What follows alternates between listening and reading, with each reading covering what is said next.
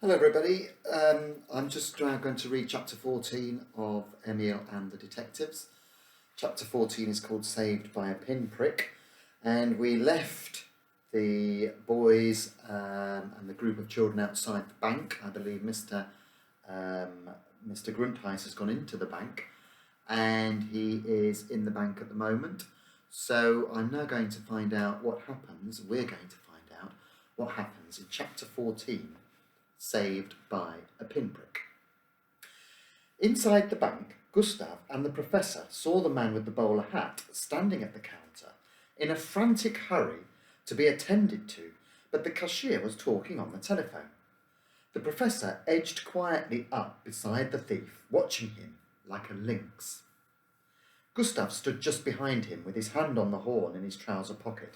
When at last the cashier came over to the counter, he asked the professor what he wanted. "This gentleman was before me," the professor pointed out politely. "And what can I do for you?" the cashier asked Mr. Gruntheis. "I want some change, please," the thief replied. "Will you give me pound notes for this £5? Oh, and £2 worth of silver."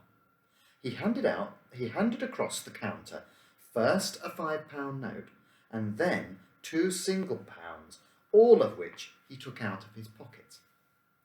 The cashier picked them up and opened his cash drawer. "Wait a moment," cried the professor. "That's stolen money." "What?" exclaimed the cashier, looking at the boy in astonishment. The clerk at their desks behind him stopped adding up their long columns of figures, and their heads jerked as though they'd been bitten by a snake. "That money doesn't belong to this gentleman," said the professor. "He stole it from a friend of mine, and he only wants change in order to get rid of the notes in case they are found on him." "What impudence!"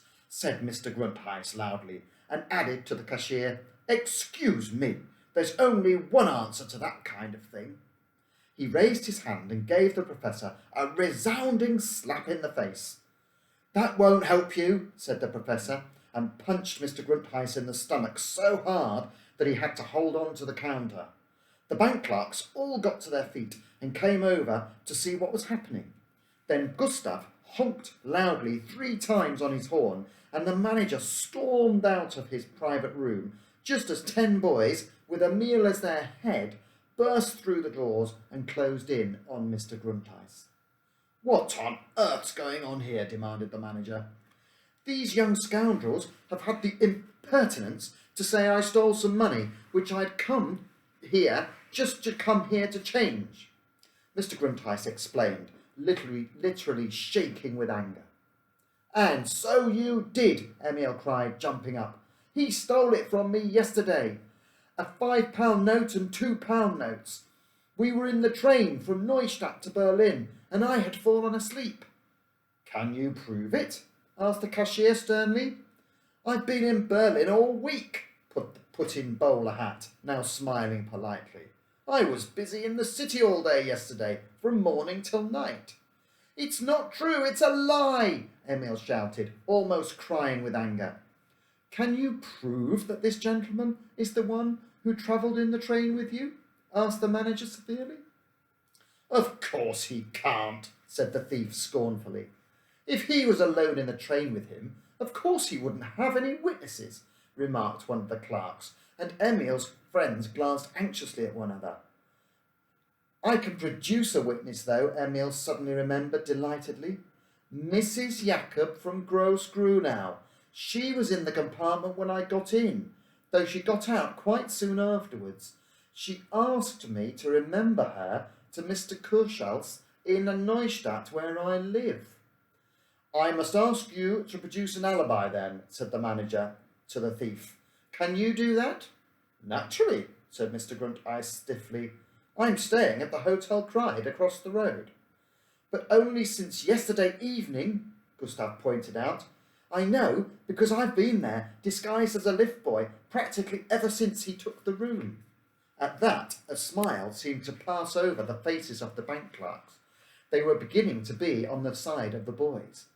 "Well, sir," said the manager, "I'm afraid we shall have to keep the money here for the time being. and he reached for paper to write down particulars of all that had happened. His name is Grunteis, Emil informed the manager. And at that, the man in the bowler hat laughed loudly. My name is Muller, he said. They've made a mistake, you see. What lies he tells, Emil exclaimed furiously. He told me himself in the train that his name was Grunteis. Have you any papers to prove who you are? Asked the cashier quietly. Not with me, unfortunately, said the thief. But if you can wait a minute, I'll fetch them from the hotel. Don't trust him, screamed Emil. It's my money, and I must have it back. Yes, but even if what you say is true, said the cashier, it can't be done as easily as that. How can you prove it really was your money? Did you make a note of the numbers or write your name on the back of the notes? Of course I didn't, Emil replied indignantly. I never dreamed of it being stolen from me. But it's mine all the same. My mother gave it to me to bring to my grandmother who lives here in Berlin at 15 Schumann Street.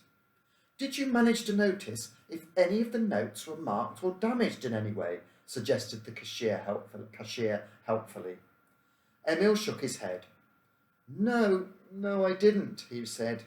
Gentlemen, said the thief, I give you my word of honour that the money is mine. Do I look like the kind of man who would steal from a child? Emil suddenly gave a jump. Wait a bit, he cried, enormous relief in his voice. I've thought of something. In the train, I pinned the envelope with the money to the inside of my pocket, so there ought to be holes pricked through all 3 notes. There was a gasp and then silence, while the cashier held the money up to the light. The thief took a sly step backwards. The manager was drumming nervously on the counter with his fingers. The boy's right, said the cashier, quite pale from the strain. There are, in fact, pinpricks through all these notes. And here's the pin that made them, added Emil triumphantly, laying the pin on the counter. I pricked myself with it too. At this, the thief turned round and, quick as lightning, shoved a way through the boys so violently that several stumbled and fell over. Then he bolted through the door and was gone. After him, cried the manager, and everyone made for the door.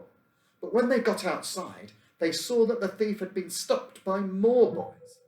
They held on to his arms and his legs and his coat. He struggled wildly to free himself, but the boys were too many for him. In the nick of time, a policeman came running towards them. Pony had ridden off on a bicycle to fetch him. Arrest that man, said the bank manager. We have reason to believe that he is a train thief. The cashier ran back to fetch the money and the pin and asked for time off. Then he and the policeman, with the thief between them, set off to escort Grunteis to the police station, followed by something like 100 boys. Pony pedalled along beside them for a time, but when they came to a turning, she called out, Goodbye, Emil, old boy. I must be off home to tell them all about it. Okay, said Emil. Give them my love and say I'll be in for dinner. As she turned away, she called over her shoulder, I say, you do look like a school outing, with which she rode off, ringing her bell madly as usual. Which leads us on to chapter 15, which is called Police Headquarters. Police Headquarters, chapter 15, which I'll read tomorrow. So I hope if you're listening to it, you're still enjoying the story. We're coming to the climax, and I think we're going to be learning a little bit more about what happens in the police station tomorrow. So take care, and I'll speak to you soon. Bye-bye.